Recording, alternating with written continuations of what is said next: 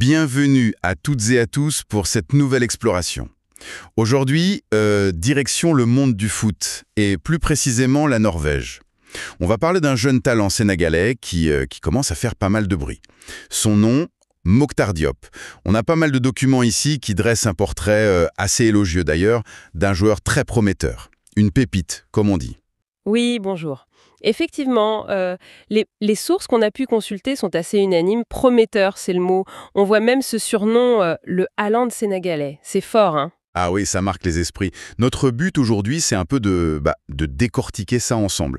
Comprendre son parcours, voir son potentiel au-delà de ces comparaisons qui sont flatteuses, certes, et puis saisir pourquoi il représente un vrai espoir pour le foot sénégalais. C'est vraiment l'idée de notre approche ici. Mettre en lumière ses talents, leur histoire. Une découverte, quoi. Tout à fait, une découverte. Ok, alors allons-y. Qui est Mokhtar Diop? Si on prend la fiche technique, né le 6 janvier 2005, donc il a tout juste 20 ans, et déjà un physique assez impressionnant. 1m93, 88 kg. Pour un attaquant, ça impose, non? Ah oui, clairement. C'est un atout considérable dans le football moderne. Un tel gabarit, surtout s'il est bien utilisé. Mais au-delà du physique, son parcours est intéressant. Il est repéré jeune au Sénégal, donc ça montre une certaine précocité. Et puis ce départ assez rapide finalement vers l'Europe et la Norvège. C'est pas forcément la destination la plus évidente. Non, c'est vrai. C'est un championnat qui est exigeant. Physiquement, tactiquement, un bon tremplin pour s'aguerrir, je pense.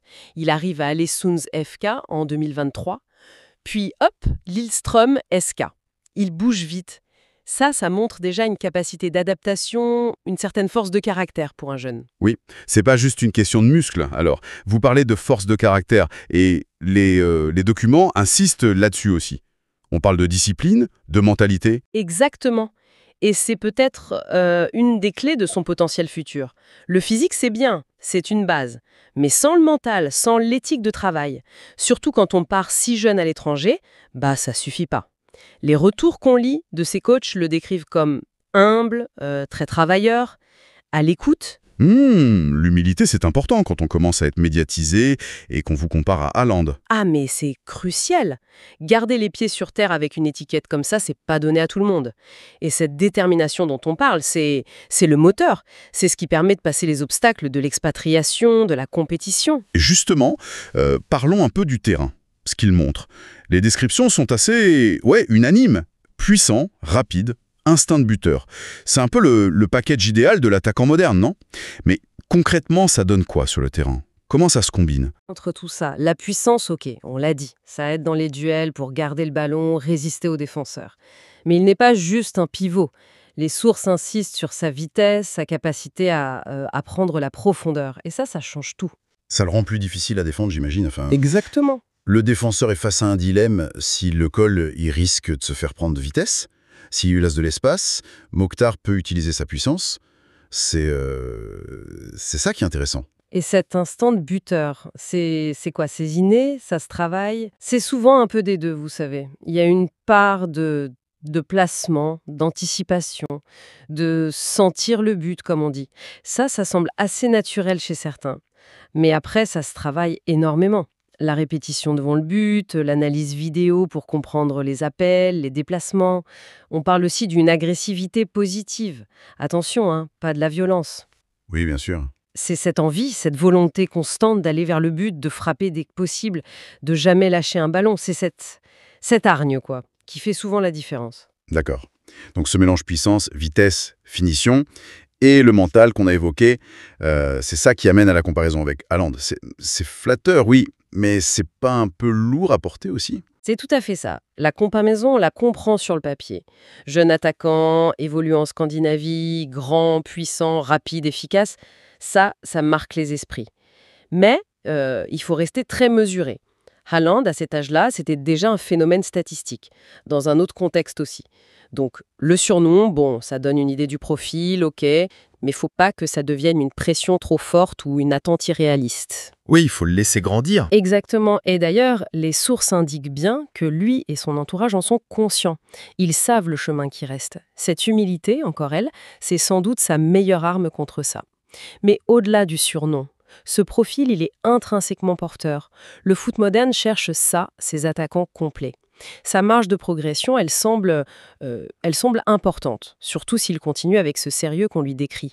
Le fait qu'il soit déjà un joueur régulier à Lillestrøm, qui est quand même un bon club en Norvège, à 20 ans, c'est déjà solide. Faut pas sous-estimer la difficulté de l'adaptation en Europe.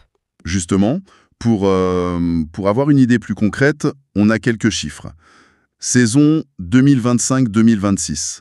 19 matchs avec Lillestrøm, 5 buts, 2 passes décisives. Comment on lit ça? 5 buts, ça peut sembler un peu juste pour un buteur, non? D'abord, 19 matchs joués, ça veut dire qu'il joue. Il n'est pas au bout du banc, il est dans la rotation, il a la confiance du coach. Pour un jeune de 20 ans, dans sa première vraie saison là-bas, c'est déjà très positif. D'accord, c'est un signe de confiance. Oui. Ensuite, 5 buts, 2 passes décisives, ça fait une implication sur 7 buts en 19 matchs.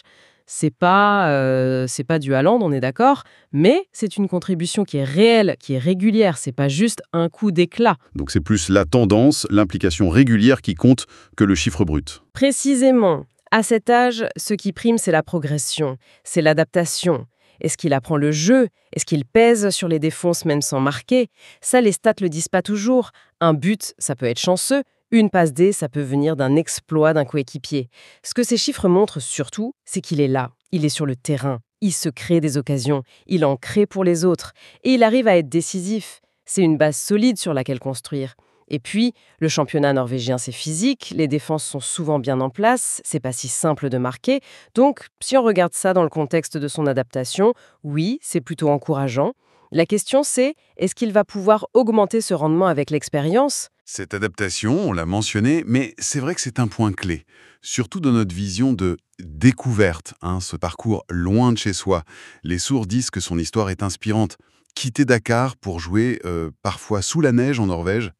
Oui, ça force le respect. Quels sont les défis concrets qu'il a dû affronter, d'après ce qu'on sait? Ah, c'est un aspect essentiel et qu'on oublie souvent.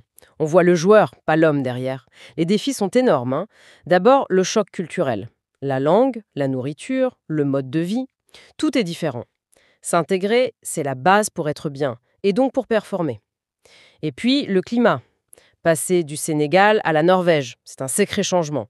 Ça joue sur le moral, sur le corps aussi, la récupération. Et sur le foot lui-même, les exigences sont différentes. Oui, l'adaptation au jeu européen, c'est un autre gros morceau. Le rythme est plus élevé, souvent. L'intensité physique, c'est tout le temps. Et la discipline tactique, c'est primordial. Au Sénégal, le jeu est peut-être plus basé sur l'instinct, la technique pure. En Europe, il faut s'intégrer dans un schéma, comprendre les consignes, faire les efforts défensifs. Pour un attaquant, ça veut dire presser, se replacer. C'est un apprentissage constant. Le fait que Mokhtar Diop ait apparemment franchi ces étapes, trouvé un club, puis un meilleur, joué régulièrement, ça témoigne d'une vraie capacité d'adaptation, d'une résilience. Et c'est ça qui est inspirant pour les autres jeunes Sénégalais. Ça montre que c'est possible, mais ça demande beaucoup. C'est vrai que son parcours, même s'il débute, peut servir d'exemple. Alors justement, tout ça, qu'est-ce que ça implique pour le Sénégal? On comprend qu'il soit suivi par les Lions de la Teranga, c'est logique. Mais pourquoi maintenant? Pourquoi il est si pertinent pour l'équipe nationale à ce moment précis? Le timing, oui, c'est un facteur important. Le Sénégal sort d'une période faste, avec la CAN, la Coupe du Monde, mais toute équipe doit se renouveler, c'est le cycle normal. Certains cadres devant, ils sont plutôt jeunes, et la concurrence en Afrique est rude. Donc, le staff cherche forcément du sang neuf, des joueurs qui peuvent apporter autre chose, maintenir ce niveau d'exigence. Et le profil de Diop, il correspondrait à un besoin? Quelque chose qui manque peut-être? Absolument. Son profil physique déjà, grand, puissant. Au niveau international, face à des défenseurs très costauds, c'est utile. Sa capacité à jouer en pointe, à peser, à servir de point d'appui, mais aussi grâce à sa vitesse, à prendre la profondeur. Ça offre une palette intéressante, une polyvalence. Et puis, le fait qu'il joue en Europe, même si c'est pas encore le top 5, ça prouve une certaine adaptation au haut niveau. C'est souvent un gage de sérieux pour les sélectionneurs.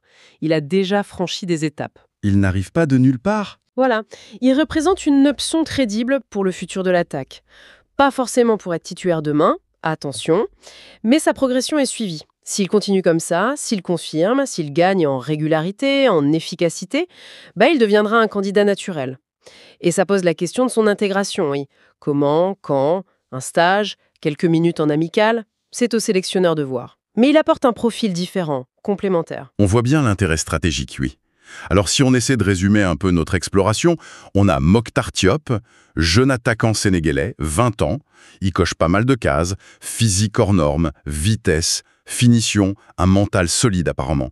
Il fait son chemin en Norvège, à Lillestrøm. Il accumule du temps de jeu, de l'expérience. Et son parcours, depuis le Sénégal jusqu'à cette adaptation en Europe, c'est déjà une belle histoire. Très dans l'esprit découverte. C'est exactement ça. Le potentiel est là, c'est indéniable. Il a les cartes en main pour devenir un joueur qui compte pour le Sénégal. La clé, et les sources le disent bien, c'est la continuité.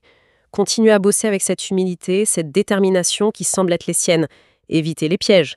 S'il garde cette ligne, son évolution va être passionnante à suivre. C'est plus qu'un nom sur une liste, c'est clair. Donc on peut dire que Mokhtar Diop, il incarne un peu cet espoir de renouvellement, de confirmation aussi pour le football sénégalais. Le symbole de cette jeunesse talentueuse qui part tenter sa chance loin et qui parfois réussit à percer et à faire rêver. Son nom circule et on comprend mieux pourquoi maintenant. Tout à fait. Et peut-être pour finir, une petite réflexion pour celles et ceux qui nous écoutent. Au-delà des chiffres qui vont bouger, au-delà de la comparaison avec Haaland qui est surtout médiatique, qu'est-ce qui, dans le parcours ou les qualités de Mokhtar Diop, illustre le mieux cette idée de découverte d'un talent? Est-ce que c'est sa capacité à surmonter les défis de l'exil?